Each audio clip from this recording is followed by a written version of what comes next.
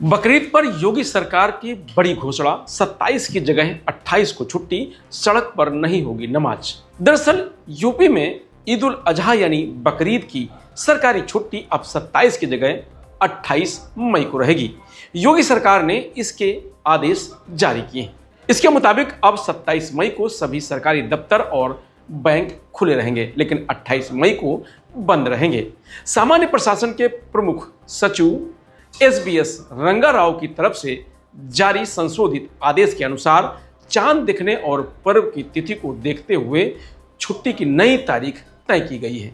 मुस्लिम धर्म गुरुओं ने लोगों से सड़कों पर नमाज अदा ना करने को कहा है ताकि यातायात व्यवस्था प्रभावित ना हो। उन्होंने कुर्बानी के दौरान साफ सफाई और एहतियात बरतने की भी अपील की है। कुर्बानी निर्धारित स्थानों पर ही करें और अवशेष खुले में न डालें। बता दें कि अलीगढ़ के शाही मुफ्ती मौलाना इब्राहिम हुसैन ने कहा है कि सड़क पर नमाज की अनुमति ईद पर ही क्या अब अन्य दिनों में भी नहीं होनी चाहिए। इस्लाम हमें यह नहीं सिखाता है कि किसी को तकलीफ पहुंचाई जाए। सड़कें सार्वजनिक होती हैं, इसमें सभी का हिस्सा होता है। तो वहीं सिया धर्मगुरु नेता मौलाना सैफ अब्बास ने कहा है कि बकरीद के दिन आपको कुर्बानी करनी चाहिए। हमारे देश के संविधान में जिन जानवरों की कुर्बानी करने की अनुमति दी गई है, उन्हीं की कुर्बानी करनी चाहिए। हमें गाय की तरफ नजरें उठाकर भी नहीं देखना चाहिए, क्योंकि हमारे हिंदू भाई उसकी पूजा करते हैं। उन्होंने चेतावनी देते हुए कहा है कि अगर कोई व्यक्ति गाय की कुर्बानी देता है तो वो इस्लाम के खिलाफ काम करेगा। मुस्तकिल कहना है और हर साल हम ये कहते हैं, आम जनता से ये बात कहते हैं, तमाम मुसलमानों से ये बात कहते हैं कि ईद के दिन जो आपके यहाँ कुर्बानी होना चाहिए, ये नहीं है किस जानवर की हो, बकरी की हो, बकरे की हो, भेड़ की हो, दुम्बे की हो, किसकी हो, ये नहीं बहस है। बहस है कुर्बानी होना चाहिए।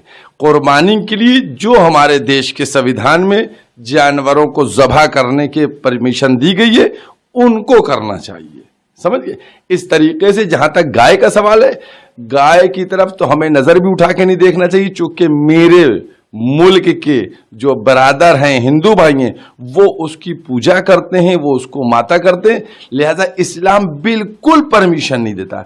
अगर कोई व्यक्ति गाय की कुर्बानी हिंदुस्तान में या कहीं करता है तो गोया उसने इस्लाम के विरुद्ध काम किया, क्योंकि इस्लाम ने कहा है दूसरे धर्मों का सम्मान करना चाहिए और गाय की कुर्बानी करके आपने अपमान किया है। तो मैं ये समझता हूं कि ये बिल्कुल गलत होगा। लिहाजा गाय के कुर्बानी की कोई जरूरत नहीं है। जो बकरे दुम्बे उनकी कुर्बानी होना चाहिए। इस्लाम में कहा गया है कि दूसरे धर्मों का सम्मान करना चाहिए, गाय की कुर्बानी की कोई जरूरत नहीं है। इस तरीके की अपील शायद पहली बार किसी मौलाना के द्वारा की गई है। तो वहीं 28 मई को ताजमहल में पर्यटकों के लिए विशेष व्यवस्था की गई है। अधीक्षण पुरातत्वविद के आदेश के मुताबिक सुबह 7 बजे से 10 बजे तक स्मारक में सभी भारतीय और विदेशी पर्यटक बिना टिकट प्रवेश कर सकेंगे। भारतीय पर्यटकों से 50 रुपये जबकि विदेशी पर्यटकों से 1100 रुपये एंट्री फीस ली जाती है। बता दें कि एक हफ्ते पहले मुख्यमंत्री योगी आदित्यनाथ ने सड़कों पर नमाज को लेकर सख्त चेतावनी दी थी। उन्होंने कहा था कि सड़कों पर नमाज नहीं पढ़ने दी जाएगी। प्यार से मानेंगे तो ठीक है, नहीं मानेंगे तो दूसरा तरीका अपनाएंगे।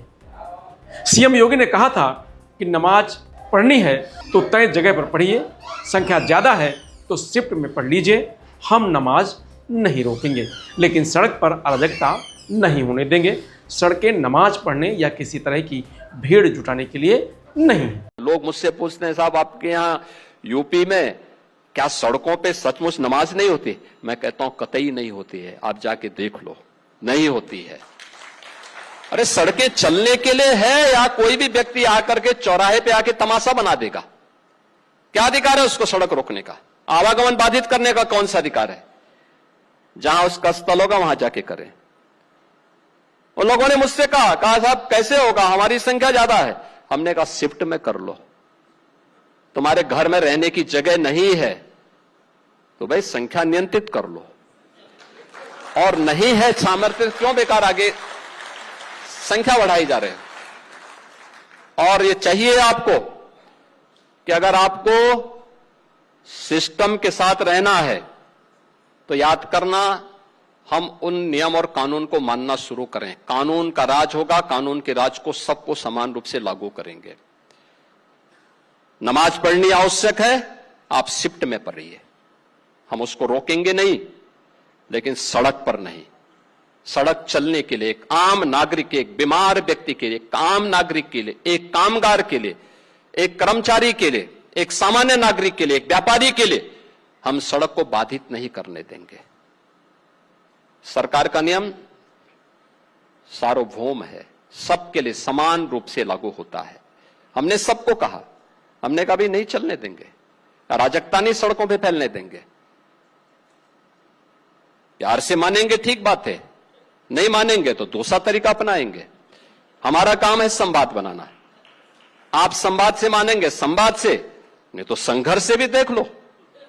बरेली में लोगों ने हाथ आजमाने का कार्य किया, देख लिया ताकत। सीएम योगी ने हाल ही में संपन्न हुए पश्चिम बंगाल विधानसभा चुनाव के प्रचार के दौरान भी सड़कों पर नमाज का मुद्दा उठाया था। उन्होंने बंगाल की पूर्व सीएम ममता बनर्जी पर तुष्टीकरण की राजनीति करने का आरोप लगाते हुए कहा था कि दीदी सड़कों पर नमाज पढ़वाती हैं, हिंदू त्योहारों पर पाबंदी लगाती हैं। यूपी में कोई सड़कों पर नमाज नहीं पढ़ सकता, सड़कें यातायात के लिए हैं, नमाज के लिए नहीं। नो कर्फ्यू नो दंगा, यूपी में सब चंगा। बता दें कि योगी सरकार ने 2022-23 में सड़कों पर नमाज पर पूरी तरह से रोक लगा दी थी। आदेश दिया कि ईद, अलविदा, जुमा या किसी भी अन्य दिन सड़कों पर नमाज नहीं पढ़ी जाएगी।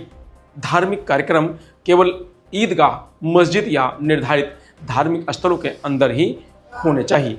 उसके बाद से इस तरीके की तस्वीरें आई कि लोग सड़कों पर नमाज नहीं पढ़ते दिखाई दिए और अब मौलवियों और मौलानाओं की तरफ से भी इस तरीके की अपील की जा रही है, जो मुख्यमंत्री योगी आदित्यनाथ ने अपने भाषण में कहा था। बकरीद को लेकर के तमाम सारे तरीके गाइडलाइन जारी की गई है और तमाम सारी चीज़ों को एहतियात बरतने के लिए भी कहा गया है, जिसका पालन करने के लिए मौलाना भी मुस्लिम समाज से अपील कर रहे हैं। फिलहाल इस खबर में इतना ही। आप देखते रहिए लोकमत हिंदी।